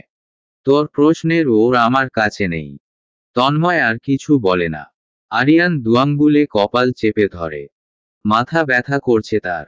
মাথার ঘুরপাক খাচ্ছে বেশ কিছু বিষয়। সারা বাড়িতেই এত সিকিউরিটির চোখ ফাঁকি দিয়ে কিভাবে ঢুকে পড়ল হামলাকারীরা? মায়াকে মারার উদ্দেশ্য হলে লোকটা কেন তার গলায় ছুরি ধরেছিল? ডাইরেক্ট মেরে ফেললেই তো পারত। তার মানে তাদের মায়াকে কিডন্যাপ করার উদ্দেশ্য ছিল। নিশ্চিত সে জানে মায়া রাশেদ চৌধুরীর দুর্বলতা। তাকে ব্যবহার করেই কোনো কিছু করতে চায়। কিন্তু কে সে? সকালে বাগানে বসে পত্রিকা হাতে নিয়ে বাঁকা হাসল রাশেদ চৌধুরী। কালকের হামলার ব্যাপারে কোন আর্টিকেল বের হয়নি। এজন্য অবশ্য বেশ কাঠখড় পোড়াতে হয়েছে। দিতে হয়েছে মোটা অঙ্কের টাকা। 2 সপ্তাহ পর ইলেকশন, তার আগে কোন কাহিনী না হওয়াই ভালো। এসবের চক্করে তার হাত থেকে ক্ষমতা চলে গেলে। তার ভাবনার মাঝেই সেখানে উপস্থিত হয় আজিজ। দাঁত বের করে হেসে বলে, স্যার, আজ রাতে 20 জন মেয়ে আনবে। আপনি একটু যাচাই বাছাই করে দিতেন। কি যে বলো আজিজ। ওই নোংরা জায়গায় আমি যাব। তুমি ম্যানেজ করে নিও। আর এত যাচাই বাছাইয়ের কি আছে? যাদের জন্য কাস্টমার বেশি রেট ধরবে তাদের নিয়ে নিবে। আজিজ মনে মনে বলে, ওই নোংরা জায়গায় যাবে না। আবার ওখানের টাকা গুনে গুনে পকেট ভর্তি করতে ভুল হয় না। হুহ। কিন্তু বাইরে সে মাথা নাড়ায়। মুখে বলে, আর বাকিদের? রাশেদ চৌধুরী বিশ্রীভাবে ব্যঙ্গ করে বলে, আমাদের হিসাব টাকা দিয়ে। বাকিদের কোন গতি না হলে বাঁচিয়ে কি লাভ? সেগুলা রিজেক্ট জিনিস। রাশেদ চৌধুরীর ইঙ্গিত বুঝতে পারে আজিজ। সেও বিশ্রীভাবে হাসে। রাশেদ চৌধুরী চায়ে চুমুক দেয়। আজিজ বাগানের এক কোণে তাকায়। মায়া দাঁড়িয়ে আছে সেখানে। একজন বডিগার্ডকে গাছে উঠিয়েছে সে। হয়তো ফল পেড়ে দেওয়ার জন্য। হাত উঁচিয়ে কিছু একটা নির্দেশ করছে সে। পরনের কামিজ উঠে কোমরের কিছু অংশ বেরিয়ে আছে। সেদিকেই লোভাতুর দৃষ্টিতে তাকায় আজিজ। দৃষ্টিতে উপচে পড়ছে খারাপ বাসনা। কথায় আছে না, তুমি যা করবে ঠিক তাই ফিরে আসবে তোমার কাছে। Em dash em dash em dash em dash em dash em dash em dash. একটা কল রেকর্ডিং বাজিয়ে মনোযোগ দিয়ে শুনছে আরিয়ান। চোখের ভ্রু কুঁচকানো। ঠোঁটে রহস্যময় হাসি। রেকর্ডিংটা শেষ হতেই এস বলে আনন্দসূচক অনুভূতি প্রকাশ করে সে। তন্ময়ও হাসে। এই জিনিসটার পিছনে কম ঘুরেনি তারা। এটাই তো চাচ্ছিলাম তন্ময়। ফাইনালে ওই গট ইট। জি ভাই। এবার শুধু রাশেদ চৌধুরী দেখবে। এই নোংরা খেলা শুরু তো করেছিল সে, কিন্তু এর শেষ করব আমি। ইলেকশনের আর 2 সপ্তাহ বাকি না। জি। আরিয়ানের চোখে মুখে কাঠিন্য ভাব। হাতের 2 আঙ্গুল দিয়ে ভ্রু ঘষে সে বলে, রেকর্ডিংটা সাবধানে রাখিস। কারো হাতে যেন না পড়ে। তন্ময় মাথা নাড়িয়ে বেরিয়ে যায়। আরিয়ান চোখ বন্ধ করে। চোখগুলো জ্বালা করছে বেশ। পুরনো স্মৃতি মাথাচাড়া দিয়ে উঠছে। মুখে তার ধ্বংসাত্মক নেশা। হিংস্রক থেকেও হিংস্রময় ভাব। Em dash em dash em dash em dash em dash em dash em dash. আম গাছের নিচে আমের পোশরা সাজিয়ে ফেলেছে মায়া। তবুও তার চোখে মুখে বিরক্তি। সে যেই বড় আমটার কথা বলছে সেটা তো দিতেই পারছে না লোকটা। হাত উঠিয়ে আঙ্গুল দিয়ে ইঙ্গিত করে বলে, আরে আর বেশি দূরে না তো, আপনি হাতটা একটু বাড়ান। ম্যাম, পিছন থেকে হঠাৎ ডাকে চমকে উঠে মায়া। ঘাড় ঘুরিয়ে দেখে একজন বডিগার্ড দাঁড়িয়ে আছে, দৃষ্টি নিচের দিকে। এর আগে দেখেনি সে, হয়তো নতুন এসেছে, তাই মিষ্টি স্বরে বলে, জি বলেন। বডিগার্ডটা মাথাটা আরে একটু নুয়ে দ্বিধাভরা কণ্ঠে বলে, ম্যাম, হাতটা নামান, আপনার জামা উঠে আছে। সাথে সাথে হাত নামিয়ে ফেলে সে। কোনোরকম কিছু বলার আগেই লোকটা সরে যায়। ভীষণ লজ্জা পেয়েছে মায়া। ইতি ভিতরে গিয়েছিল মায়ার জন্য পানি আনতে। পানি হাতে এগিয়ে আসতেই মায়াকে ঠায় দাঁড়িয়ে থাকতে দেখে সে পানির গ্লাসটা এগিয়ে দিয়ে সন্দিহান কণ্ঠে বলে, কি হয়েছে ম্যাম? মায়া হাত বাড়িয়ে গ্লাসটা নেয়। এক চুমুক পানি খেয়ে মুচকি হেসে বলে, কিছু হয়নি। হঠাৎই ইতি বলে উঠে, আচ্ছা আরিয়ান স্যার কি আপনার পূর্ব পরিচিত? আরিয়ানকে? ইতি অবাক হলেও নিজেকে সামলে নিয়ে বলে, কাল রাতে যিনি আপনাকে বাঁচিয়েছিল। মায়ার বোধগম্য হয় বিষয়টা। লোকটার নাম তাহলে আরিয়ান। নামটা 2-3 বার মনে মনে উচ্চারণ করে সে। মৃদু হেসে বলে, না, বেশি দিনের পরিচিত না, দেখো না নামটাই জানি না। খুব কেয়ার করছিল আপনার। এমনিতে তো উনাকে সবাই ভয় পায়। কেন ভয় পায় কেন? উনি খুব রাগী যে। মায়া অবিশ্বাসের চোখে তাকায়। রাগী? কই, তার সাথে তো কখনো রাগ দেখায়নি আরিয়ান। সে তো তাকে ভয় পায় না, বরং সব ভয় চলে যায়। মনে হয় উনি থাকলে ভয় কিসের? বাবার পর বোধ হয় সে তাকেই সবচেয়ে বিশ্বাস করে। খুব বেশি বিশ্বাস করে। বড় একটা শপিং মলে ঘুরে বেড়াচ্ছে মায়া। তার পাশাপাশি হাঁটছে ইতি। মাসের একটা দিন সে আসে নতুন জামাকাপড় কিনতে। আরও যা যা প্রয়োজন হয় তার সেগুলো কিনতে। রাশেদ চৌধুরীও এসবে কখনো মানা করে না। তার তো মা নেই যে তার জন্য জামাকাপড় পছন্দ করে কিনে আনবে। সেজন্য মায়াকেই আসতে হয়। তবে আজকের ব্যাপারটা একটু ভিন্ন।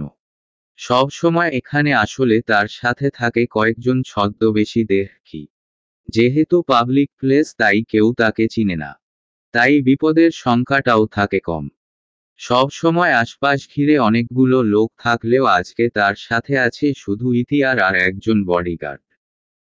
বলা বাহুল্য, এটা সেদিনের লোকটাই যে তাকে জামা নিয়ে সতর্ক করেছিল। মায়া ঘাড় ঘুরিয়ে একবার দেখে, বেশ ভালো বডিগার্ডটা। এদিক ওদিক তাকাতে তাকাতে তাদের পিছে পিছে হাঁটছে, দুহাতে শপিং ব্যাগ। কি বলে যে বাবাকে মানিয়েছে মায়া নিজেও জানে না। তবে মনটা আজকে ফুরফুরে লাগছে। সব সময় মনে হয় সে একটা জালে বন্দি, যেখানে শান্তিময় শ্বাস নেয়ার সুযোগটাও নেই। এসব ভাবতে ভাবতেই বেরিয়ে এলো তারা শপিং মল থেকে। প্রায় 1 ঘন্টা ঘুরে ঘুরে সব জিনিস কিনে নিয়েছে মায়া। লোকটা যে ব্যাগগুলো গাড়িতে রেখে দিল, তারপর তার দিকে ফিরে বলল, ম্যাম, কিছু খাবেন? মায়া চমকায়। কেউ কখনো তাকে এভাবে কিছু বলে না। সবাই শুধু দায়িত্ব পালন করে যায়। মায়া কিছু বলার আগেই ইতি বলল, ম্যাম সেই দুপুরে খেয়েছে। এখন প্রায় সন্ধ্যা হতে চলল। যান আপনি কিছু নিয়ে আসেন। লোকটা চলে যেতেই তাদের একদম সামনে একটা গাড়ি থামল। আর ভেতর থেকে কেউ দরজা খুলে হ্যাঁচকা টানে মায়াকে ভিতরে বসিয়ে দিল। M-M-M-M-M-M-। রাশেদ চৌধুরীর বাসার সামনে তুমুল ভিড়। সাংবাদিকরা জড়ো হয়ে আছে। পুলিশের গাড়ি দাঁড়িয়ে আছে 2টা। বাড়ির ভেতর কঠিন মুখে দাঁড়িয়ে আছে রাশেদ। তার পাশে আজিজ। পুরো বাড়ি সার্চ করা হচ্ছে। ওলটপালট করা হচ্ছে সবকিছু। অফিসার, আপনি আমাকে এভাবে হেনস্থা করতে পারেন না। You don't have that right. I have a thought right Mr. Chowdhury, আপনার বিরুদ্ধে প্রমাণ পেয়েছি আমরা। আমার ক্ষমতা সম্পর্কে ভুলে যাবেন না কিন্তু। আপনাকে চাকরি থেকে ধাক্কা দিয়ে বের করতে আমার 2 মিনিটও লাগবে না। এই ক্ষমতার গরম আর কয়দিন? আপনি হয়তো ভুলে যাচ্ছেন কয়দিন পরই ইলেকশন। জনগণ যে পরিমাণে ক্রুদ্ধ আপনার উপর, পরিণতিটা আন্দাজ করতে পারছেন তো? বলেই হাসে অফিসার সজীব। তোকে তো আমি। কাম ডাউন মি চৌধুরী। একজন সিনিয়র অফিসারকে তুইতুকারি করার অপরাধে কিন্তু আপনাকে জেলে ভরতে আমারও 2 মিনিট লাগবে না। পরিস্থিতি বাইরে চলে যাচ্ছে দেখে আজিজ কাচুমাচু করে দ্রুত বলে, স্যার, শান্ত হন। মাথা গরম করেন না। রাশেদ চৌধুরী জোরে একটা শ্বাস নেয়। মাথা রীতিমতো ঘোরাচ্ছে তার। তখনই একজন কনস্টেবল আসে। অফিসার সজীবকে উদ্দেশ্য করে বলে, স্যার, এদিকে আসুন। অফিসার সজীব রাশেদ চৌধুরীর দিকে তাকিয়ে ভ্রু উঁচিয়ে একটু হাসে। রাশেদ চৌধুরীর মাথায় আগুন ধরে যায়। অহংকারে যার মাটিতে পা পারে না, তাকে আজ একটা সামান্য অফিসার তিরস্কার করছে। Em dash em dash em dash dash em dash dash em dash. Maya হতভম্ব হয়ে চিল্লিয়ে বলে, আপনি? আরিয়ান একটু কাছে যেয়ে মায়ার সিটবেল্ট বেঁধে দেয়। কি করছেন? আমি বাসায় যাব তো। আরিয়ান নিজের সিটবেল্ট বেঁধে গাড়ি স্টার্ট দিতে দিতে বলে, তুমি এখন আমার সাথে যাবে। মায়া অবাক হয়। আরিয়ানের কণ্ঠে অধিকার প্রকাশ পাচ্ছে। সে মানা করার মতো কিছু খুঁজে পায় না। আমতা আমতা করে বলে, কিন্তু জানালায় ঠক ঠক আওয়াজে সেদিকে তাকায় মায়া। হাতে খাবারের প্যাকেট আর কোকের বোতল নিয়ে দাঁড়িয়ে আছে বডিগার্ডটা। মুখে হালকা হাসি। আরিয়ান ঝুঁকে গিয়ে মায়ার পাশের জানলাটা খুলে দেয়। খাবারটা হাতে নিয়ে বলে, তুমি ইতিকে নিয়ে চলে যাও, আমি ওকে সময় মতো পৌঁছে দেব। মায়া কিছু বলার আগেই আরিয়ান জানলার কাঁচ উঠিয়ে দেয়। মায়ার হাতে খাবারের প্যাকেটটা ধরিয়ে দিয়ে নিজের সিটে বসে। তোমার কি মনে হয় আমি তোমার কোনো ক্ষতি করব? মায়া দুই দিকে মাথা নাড়ায়, যার অর্থ না। আরিয়ান একটু হাসে। মেয়েটা কত সহজেই সবাইকে বিশ্বাস করে ফেলে। এই সরলতায় সে বিমোহিত। আরিয়ান জানে রাশেদ চৌধুরীর বাসায় এখন তুলকালাম অবস্থা। সেই সব ঝামেলা থেকে মায়াকে দূরে রাখতেই সে তাকে নিজের কাছে নিয়ে এসেছে। বডিগার্ড ছেলেটা তারই পাঠানো। সেদিনের হামলার পর মূলত মায়ার খেয়াল রাখার জন্যই তাকে পাঠিয়েছে সে। কারণ তার দৃঢ় বিশ্বাস হামলাকারীরা বাড়ির ভিতরেই আছে। গাড়ি থামে নদীর ধারে। জায়গাটা বেশ সুন্দর। লোকজনের আনাগোনাও কম। প্রায় সন্ধ্যা হয়ে যাওয়ায় চারদিকের আলোটাও কমে এসেছে। মায়ার হাত ধরে তাকে গাড়ি থেকে নামায় আরিয়ান। এগিয়ে যায় নদীর দিকে। মায়া মুগ্ধ নয়নে চারপাশে দেখছে। আজ পর্যন্ত সে কখনো এরকম জায়গায় আসেনি। আর এরকম একা একা তো নয়। প্রাণ ভরে শ্বাস নিল সে। নিজেকে মুক্ত পাখি মনে হচ্ছে। প্রচণ্ড খুশিতে মুখে চওড়া হাসি ফুটে ওঠে। আরিয়ান আর চোখে তাকায়। মায়াকে এই প্রথম হাসতে দেখছে সে। তার মুখেও মৃদু হাসি ফুটে ওঠে। অল্পতেই কেউ এতটা খুশি হতে পারে। নদীর ধারে যেয়ে দাঁড়ায় তারা। সূর্য ডুবে যাচ্ছে। তার সোনালি আভা পড়েছে নদীতে। সেই আভা যেন মায়ার চোখে মুখেও। তার বাম হাত আরিয়ানের হাতে আবদ্ধ। সেই হাত হালকা ঝাঁকিয়ে সে বলে, আপনি জানেন আমি কখনো এরকম জায়গায় ঘুরতে আসিনি। কখনোই প্রকৃতির এতটা সৌন্দর্য উপভোগ করিনি। অনেক অনেক ধন্যবাদ আপনাকে। আরিয়ান তার বাহু জড়িয়ে কাছে টেনে নেয়। চুলের ভাঁজে আলতো করে ঠোঁট ছুঁয়ে দেয়। মায়া লজ্জা পেলেও কিছু বলে না। চুপ করে আরিয়ানের সাথে লেপ্টে থাকে। তার স্মৃতির পাতায় জমা হচ্ছে একরাশ স্মরণীয় প্রহর। Em dash em dash em dash em dash em dash. বাসায় ঢুকেই মায়া লক্ষ্য করে ভয়াবহ নিস্তব্ধতা বিরাজ করছে। সার্ভেন্টরা সবাই বাসা পরিষ্কার করছে।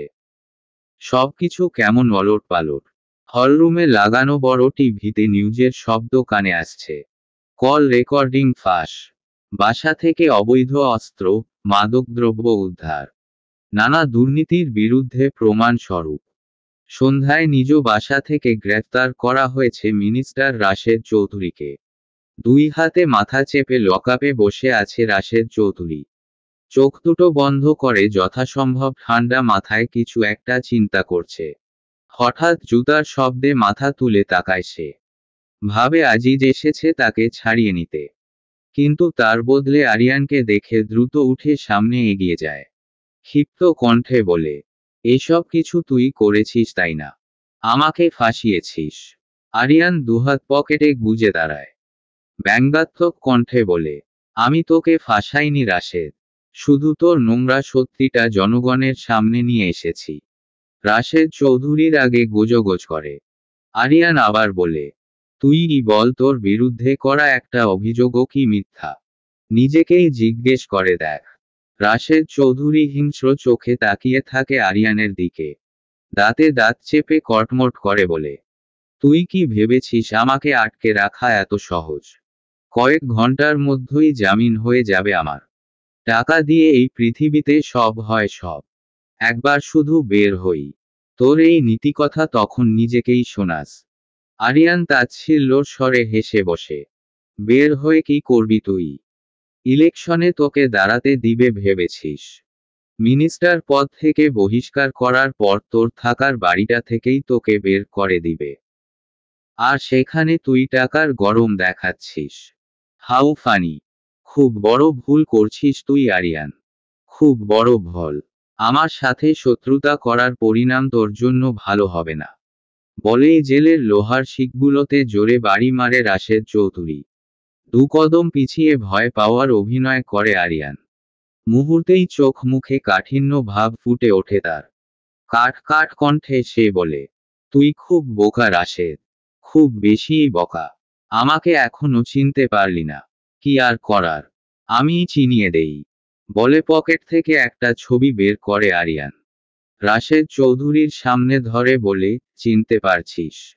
রাশেদ চৌধুরী চোখ ছোট ছোট করে তাকায়। ছবিটা দেখে মুহূর্তেই চমকে উঠে সে। শিরদাঁড়া বেয়ে শীতল স্রোত বয়ে যায়। কোনোরকম ততলাতে ততলাতে সে বলে, এই এই ছবি তো তোর কাছে কি করে এলো? এর সাথে তো তোর কি সম্পর্ক? কে তুই? আরিয়ান বাঁকা হেসে বলে, ভয় পেলি? আর আমি কে এতটুকু বোঝার ক্ষমতা তোর আছে আশা করি। রাশেদ চৌধুরী হতভম্ব হয়ে তাকিয়ে আছে। এত বছর আগের স্মৃতি আবারও তার সামনে। মাথায় কিছু ঢুকছে না তার। রাশেদ চৌধুরীর এমন চেহারার দিকে তাকিয়ে শব্দ করে হাসে আরিয়ান। ছবিটা সন্তর্পণে পকেটে ঢুকিয়ে ফেলে।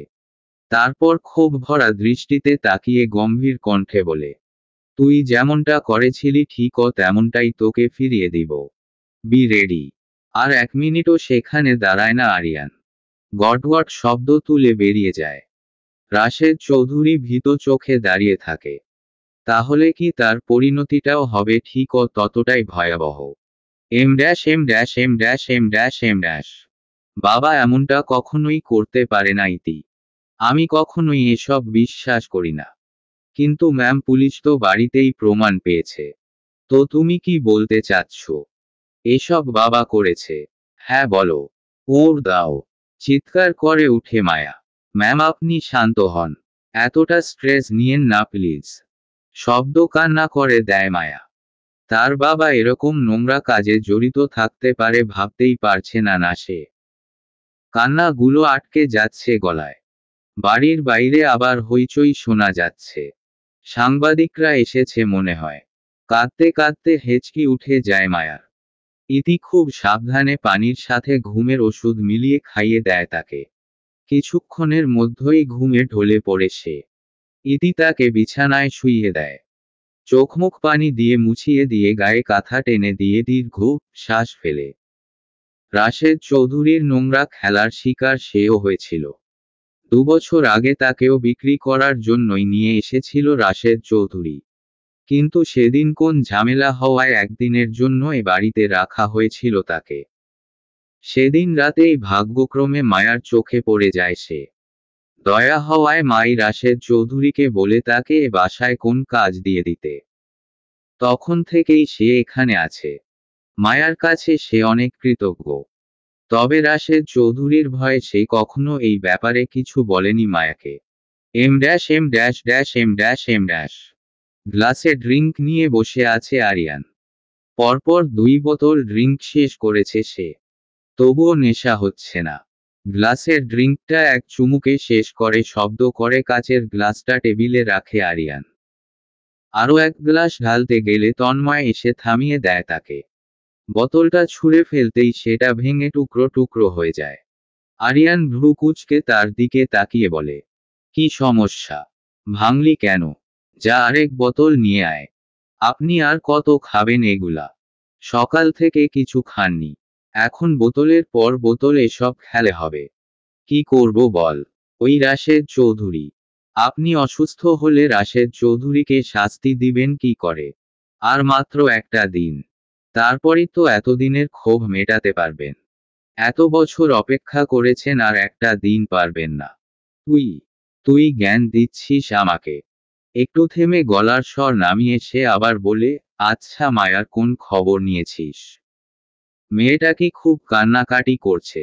তন্ময় দীর্ঘশ্বাস ফেলে নরম গলায় বলে, ভাই আপনার কণ্ঠ জড়িয়ে আসছে।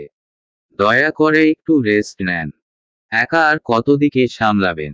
আরিয়ান নির্বিকার দৃষ্টিতে তাকায়। চোখ বন্ধ হয়ে আসছে তার। সোফায় মাথা এলিয়ে দেয় সে। চোখ বন্ধ করতেই মায়ার হাস্যোজ্জ্বল মুখটা ভেসে উঠে। তন্ময় যে ঠিকও করে শুইয়ে দেয় তাকে। সার্ভেন্ট দিয়ে কাজগুলো পরিষ্কার করিয়ে দেয়।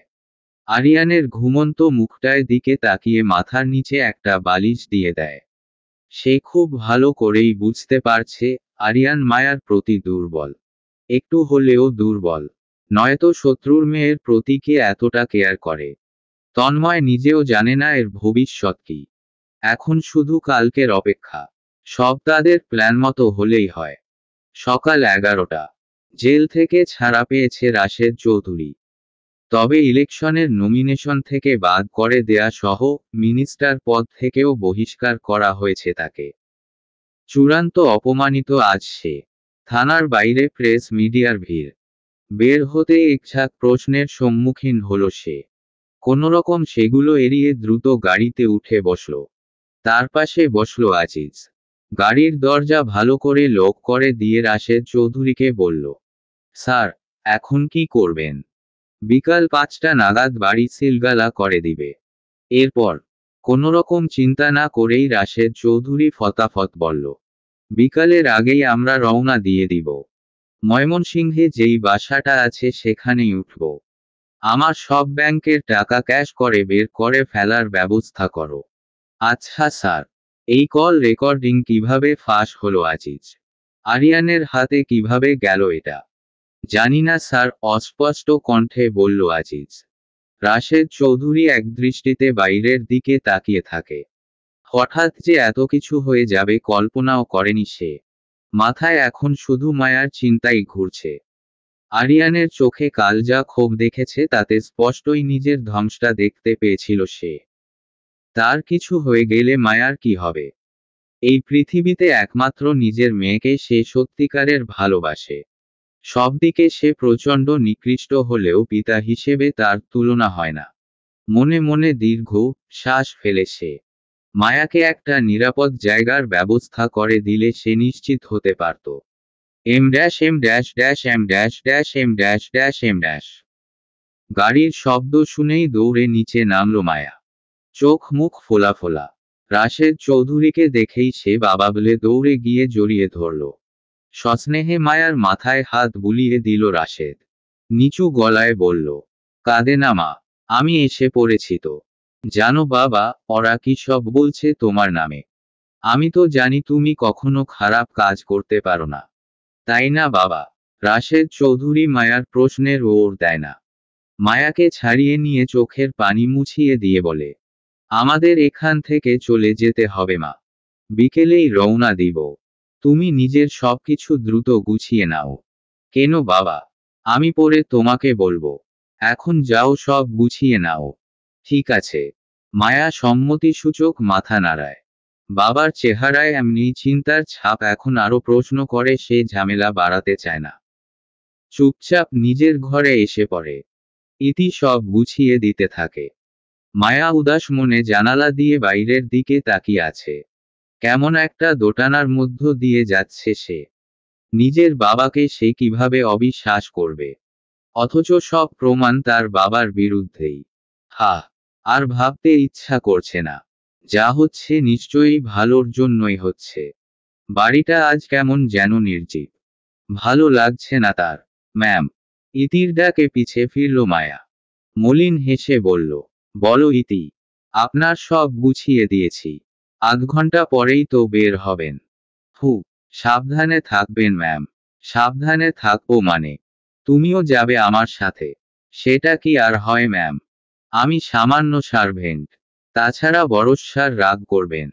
ফালতু কথা বলো না। আমি বলবো বাবাকে। It's final. ইতি নির্লিপ্ততার দৃষ্টিতে তাকিয়ে থাকে। মায়া মেয়েটা এত ভালো কেন? একদম বাবার উল্টো। হয়তো মায়ার মা অনেক ভালো ছিল। Em dash em dash em dash dash dash em dash em dash. গাড়ি চলছে উদ্যম গতিতে। নির্জন রাস্তা।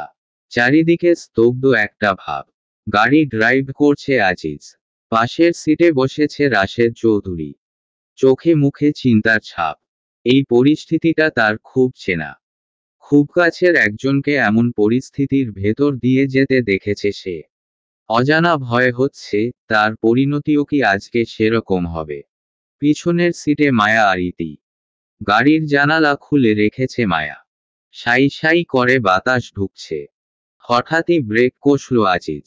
রাশেদ চৌধুরী বিচলিত গলায় বলল, কি হলো আজিজ? গাড়ি থামালে কেন? আজিজ সামনে ইশারা করলে সামনের দিকে তাকাতেই দেখল একটা কালো রঙের গাড়ি একদম তাদের গাড়ির বরাবর দাঁড়িয়ে আছে। মায়া এতক্ষণ চোখ বন্ধ করেছিল। গাড়ি থেমে যাওয়ায় চোখ খুলল সে। ততক্ষণে গাড়ি থেকে বেরিয়ে গিয়েছে রাশেদ চৌধুরী। সাথে আজিজও। মায়া জানালা দিয়ে একবার বাইরে তাকিয়ে দেখল কালো কাপড় পরা বন্দুকধারী অনেকগুলো লোক দাঁড়িয়ে আছে। সে ভীত কণ্ঠে বলল, কি হয়েছে ইতি? এরা কারা? আমি তো জানি না ম্যাম। আপনি ভয় পেয়েন না। কালো রঙের গাড়ি থেকে বেরিয়ে এলো আরিয়ান। আপাদমস্তক কালো পোশাক তার। হাতে একটা রিভলভার ঘোরাচ্ছে সে। রাশেদ চৌধুরী দ্রুত আজিজের বলল, গাড়ি থেকে আমার বন্দুকটা দাও তো আজিজ। আজিজ দিল না। ঠায় দাঁড়িয়ে রইল। রাশেদ চৌধুরী ভ্রু কুঁচকালেন। আরিয়ান বাঁকা হেসে বলল, বন্দুক দিয়ে করবি রাশেদ? তাছাড়া আজিজ তোকে বন্দুক থেকে দিবে? তোর পুরা গাড়ি খুঁজেও কোন অস্ত্র পাবি না এখন। রাশেদ চৌধুরী চমকালেন। চোখে মুখে অবিশ্বাস নিয়ে আজিজের দিকে তাকিয়ে বললেন, আজিজ, তুমি? আজিজ একগাল হেসে বলল, উনারা অনেক টাকা দিয়েছেন স্যার। রাশেদ চৌধুরী গর্জে উঠে বললেন, আজিজ, ইউ রাস্কেল। আরিয়ান একটু এগিয়ে এসে বলল, আহা, ওকে ধমকাচ্ছিস কেন? ও তো তোর মতোই টাকার পাগল। এত তাড়াতাড়ি ভুলে গেলি? আর হ্যাঁ, মিলিয়ে দেখ, ওকে যেই গাড়িটা দিলি সেটা কিন্তু তোর ক্ষেত্রেও প্রযোজ্য। তাই নয় কি? আরিয়ানের নির্দেশে দুজন লোক এসে রাশেদ চৌধুরীর মাথায় বন্দুক ঠেকালো। ট্রিগারে চাপ দিতে গেলেই হাত দিয়ে থামিয়ে দিল আরিয়ান। বাবার মাথায় বন্দুক ঠেকালো দেখে নিজেকে আর আটকাতে পারল না মায়া। ইতির মানা করা সত্ত্বেও গাড়ির দরজা খুলে বেরিয়ে এলো সে। বাবাকে এই অবস্থায় দেখে ভয় পেয়ে বলল, বাবা, কে এরা? কি করছে এসব? রাশেদ চৌধুরী গম্ভীর কণ্ঠে বললেন, তুমি ভেতরে গিয়ে বসো মা। মায়া তার কথা শুনল না। চোখ দিয়ে পানি গড়িয়ে পড়ল তার। সামনে তাকিয়ে আরিয়ানকে দেখে আরো এক দফা অবাক হলো সে। আরিয়ান একবার মায়ার দিকে তাকিয়ে দৃষ্টি সরিয়ে নিল। এই মেয়ের চোখের পানি কেন যেন সহ্য হয় না তার। মেয়ের চোখে তো নিজেকে একদম দেবদূত বানিয়ে রেখেছিস। আজ অন্তত ওর ভুলটা ভাঙিয়ে দে। বলে দে কতটা জঘন্য তুই। মায়া আরিয়ানের মুখে এমন কথা শুনে হতভম্ব হয়ে গেল। সর্বপ্রথম সে ভাবল, আরিয়ান তার বাবাকে তুই করে বলছে কেন? বাবা কোন প্রতিবাদ করছে না কেন? তার সরল মনে এত প্যাঁচ ঢুকল না। তবে এতটুকু বুঝল যে আরিয়ান লোকেরাই রাশেদের মাথায় বন্দুক ধরে রয়েছে। সে কান্নামাখা কণ্ঠে বলল, আপনি কি বলছেন এসব? বাবাকে ছেড়ে দিন প্লিজ। কয়েকজন তার দিকে এগিয়ে ধরতে নিলেই আরিয়ান তাদের থামিয়ে দিয়ে বলল, ওর গায়ে হাত দিবি না কেউ। পিছিয়ে যা। রাশেদ চৌধুরী চোখমুখ শক্ত করে দাঁড়িয়ে আছে। মায়া দৌড়ে গিয়ে আরিয়ানের কাছে গেল। আরিয়ানের এক বাহু ধরে ঝাঁকিয়ে বলল, কেন করছেন এমন? ওদেরকে বলুন না বাবাকে ছেড়ে দিতে। বাবা কিছু করেনি তো। আরিয়ান তাকালো না মায়ার দিকে। মায়ার হাতটাও সরালো না বাহু থেকে। রাশেদ চৌধুরীকে উদ্দেশ্য করে ভয়ঙ্কর কণ্ঠে চিৎকার করে বলল, বল, তুই করিসনি এসব জঘন্য কাজ? অসহায় মেয়েদের নিয়ে দেহ ব্যবসা করাসনি? 20 বছর আগে আমার বাবার সাথে বিশ্বাসঘাতকতা করে তাকে নির্মমভাবে মারিস নাই? আমার মাকে? আর বলতে পারল না আরিয়ান। গলা ধরে এলো তার। নিজেকে সামলে নিয়ে সে বলল, আজকেও বলবি তুই নির্দোষ? কিছুই করিস নাই তুই? কিছুই না? হ্যাঁ হ্যাঁ করেছি। সব করেছি আমি। সব করেছি। মায়া যেন হঠাৎ করেই নিশ্চুপ হয়ে গেল। অশ্রুসিক্ত নয়নে ফ্যালফ্যাল করে চেয়ে রইল সে রাশেদ চৌধুরীর দিকে। রাশেদ চৌধুরী চোখ মেলাতে পারল না মেয়ের সাথে। নিষ্প্রভ দৃষ্টিতে আরিয়ানের দিকে তাকিয়ে রইল। আরিয়ান মায়াকে আলতো হাতে জড়িয়ে নিয়ে বলল, জানিস রাশেদ, সেদিন মায়ার উপর হামলা কে করেছিল? এই আজিজ। মায়াকে কিডন্যাপও করিয়েছিল এই আজিজ। তোর মেয়ের উপর খারাপ নজর আছে ওর, ঠিকও যেমন আমার মায়ের উপর তোর খারাপ নজর ছিল। তোর কল রেকর্ডিং আমাদের কাছে দিয়েছে আজিজ। 20 বছর আগে আমার বাবার সাথে কিভাবে তুই বিশ্বাসঘাতকতা করেছিলি, আর আজকে তোর সাথেও বিশ্বাসঘাতকতা করলো আজিজ। আরিয়ানের কথা শুনেও মায়া কোন অভিব্যক্তি প্রকাশ করল না। সে তখন ব্যস্ত, তিক্ত সত্য কথাগুলো কোনোরকম হজম করে নিতে। রাশেদ চৌধুরী চোখ বড় বড় করে আজিজের দিকে তাকালো। আজিজ কাচুমাচু হয়ে দাঁড়িয়ে আছে, সে বুঝতে পারছে না এসব আরিয়ান কিভাবে জানল। সে তো শুধু কল রেকর্ডিং দিয়েছিল। বাকি কথা আরিয়ান কি করে জানে? কপাল বেয়ে ঘাম পড়তে লাগলো তার। কিছু না ভেবে সে দৌড়ে পালাতে যেতেই আরিয়ান শুট করে দিল। পরপর গুলি করাই সেখানেই লুটিয়ে পড়ল আজিজ। রক্তে ভেসে গেল রাস্তা। মায়া চোখ মুখ খিচে বন্ধ করে ফেলল। তোকে তো আমার বাবা শাস্তি দিতে পারেনি, কিন্তু তোর হয়ে আমি আজিজকে শাস্তি দিয়ে দিলাম। এই প্রথম যেন নিজের কৃতকর্মের জন্য অনুশোচনা হচ্ছে রাশেদ চৌধুরীর। আরিয়ানের দিকে তাকিয়ে সে 2 হাত জোর করল। ধরা গলায় বলল, আমার মেয়েটা তো কিছু করেনি, ওকে কিছু করো না তুমি। আরিয়ান একটু হাসল। তারপর শান্ত দৃষ্টিতে তাকিয়ে বলল, আমার মাও কিন্তু নির্দোষ ছিল, কিন্তু তুই কি করেছিলি? রাশেদ চৌধুরী মাথা নিচু করে ফেলল। আরিয়ান তার নত চেহারার দিকে তাকিয়ে তাচ্ছিল্যর হাসি হাসল। মায়াকে নিজের আরো একটু কাছে টেনে নিয়ে বলল, তোর মতো আমি কখনোই করব না রাশেদ। কুকুর কামড়ালে তো কুকুরকে আর কামড়ানো যায় না। মায়া একদৃষ্টিতে একবার তার বাবার দিকে তাকালো। আরিয়ান হাত উঠিয়ে বন্দুক তাক করে ট্রিগারে আঙ্গুল রাখল। রাশেদ চৌধুরী অনুরোধ করে বলল, মায়া মা তুমি দেখো না, চোখ বন্ধ করে রাখো। মায়া কথা শুনল না। চোখ বেয়ে নোনা জল গড়িয়ে পড়ছে অনবরত। আরিয়ান তাকে ঘুরিয়ে এক হাতে তার মাথাটা নিজের বুকে চেপে ধরল। চোখের ইশারায় রাশেদ চৌধুরীকে কিছু একটা আশ্বস্ত করে শুট করে দিল। মায়া বাবা বলে আর্তনাদ করে উঠল। আরিয়ান তাকে মাথা উঠাতে দিল না। শক্ত করে ধরে রাখল। রাশেদ চৌধুরীর মৃতদেহ পড়ে রইল। আরিয়ান সেদিকে তাকিয়ে মনে মনে তৃপ্তির হাসি হাসল। ততক্ষণে তার বুকেই জ্ঞান হারিয়েছে Maya. Em dash em dash em dash em dash em dash em dash. নিজের রুমেই মায়াকে যত্ন করে শুইয়ে দিল আরিয়ান। শত চেষ্টা করেও মেয়েটার সাথে খারাপ কিছু করার কথা চিন্তাও করতে পারনি সে। কিছু একটা যেন আটকে দিয়েছে বারবার। কান্নার করার ফলে চোখ মুখ লাল হয়ে আছে মায়ার। ফর্সা চেহারার আরক্তিম আভা যেন তার সৌন্দর্য বহুগুণ বাড়িয়ে দিয়েছে। আরিয়ান ঝুঁকে তার কপালে ঠোঁট ছুঁয়ে দিল। সে জানে মায়ার এই অবস্থার জন্য সেই দায়ী। তবুও তার কিছুই করার নেই। বাবা মার মৃত্যুর প্রতিশোধ তো তাকে নিতে হতোই। রুম থেকে বের হতেই ইতির সাথে দেখা হলো। তন্ময়কে তার পাশেই দাঁড়িয়ে থাকতে দেখে বলল, পাশের রুমে মায়ার জিনিসপত্র রেখে দে, আর কর্নারের রুমে ইতির থাকার ব্যবস্থা করে দে। তন্ময় মাথা নাড়ায়। আরিয়ান গটগট করে নিচে নেমে যায়। ইতির হাত থেকে লাগেজ নিয়ে তন্ময় এগিয়ে যায়। তার পিছু পিছু যায় ইতি। Em dash em dash em dash dash em dash dash em dash.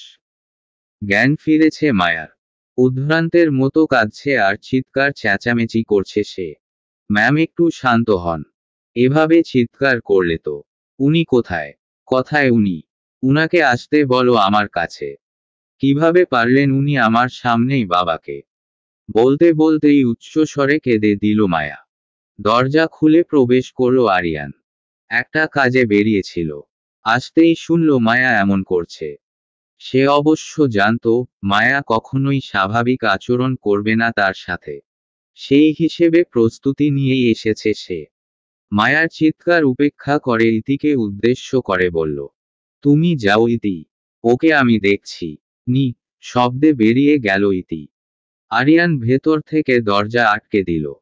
মায়ার দিকে এগিয়ে আসতেই মায়া চিৎকার করে বলল, কাছে আসবেন না, একদম কাছে আসবেন না বলছি। আরিয়ান জানে মায়া এখন নিজের মধ্য নেই। তার রাগ হলো না। ধীর পায়ে মায়ার সামনে গিয়ে বসল সে। ধরতে গেলেই মায়া ছিটকে তার হাত সরিয়ে দিয়ে বলল, ধরবেন না আমাকে, আপনি একজন খুনি, বাবাকে খুন করেছেন। মায়া রাগ উঠিও না আমার, কিছুই জানো না তুমি। কি জানবো, আপনি তো আমার সামনেই। আবার কান্না করে দিল সে। আরিয়ান শক্ত করে তার দুহাত নিজের এক হাতের মুঠোয় শক্ত করে ধরে রাখল। আরেক হাতে চোখের পানি মুছিয়ে দিয়ে গম্ভীর কণ্ঠে বলল, আর এক ফোঁটা পানি যদি বের হয় মায়া, আমার থেকে খারাপ কেউ হবে না। মায়ার চোখ আবারও ভিজে এলো। আরিয়ান দীর্ঘশ্বাস ফেলে আবারও তার পানি মুছিয়ে দিল। মায়া হঠাৎই শান্ত হয়ে গেল। কেন হলো সে নিজেও জানে না। নিজের হাতের দিকে তাকিয়ে মৃদু কণ্ঠে বলল, হাত ছাড়ুন, ব্যথা পাচ্ছি। আরিয়ান তার হাত ছেড়ে দিল। মায়ার একগালে হাত রেখে বলল, আমার কথাগুলো শোনো।